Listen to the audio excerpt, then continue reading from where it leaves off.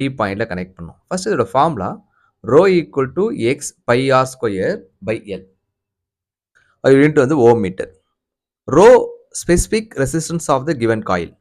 X வந்து resistance of the coil. ஓகேங்களா? R L length of the coil. R வந்து known resistance சொல்லியிருந்தோம்.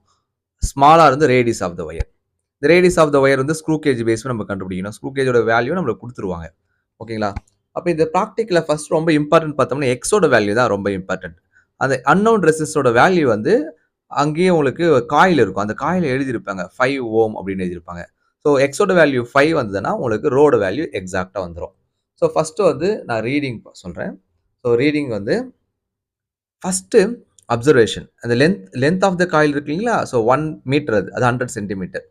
ஓகேங்களா? So first SN number resistance பாருங்க. Resistance நான் என்னென்ன ஃபிக்ஸ் பண்ணியிருக்கேன் 2, 3, 4 ஓம். அந்த நவுன் ரெசிஸ்டன்ஸ் பாக்ஸ் இருக்கு இல்லையா? அந்த பாக்ஸ்ல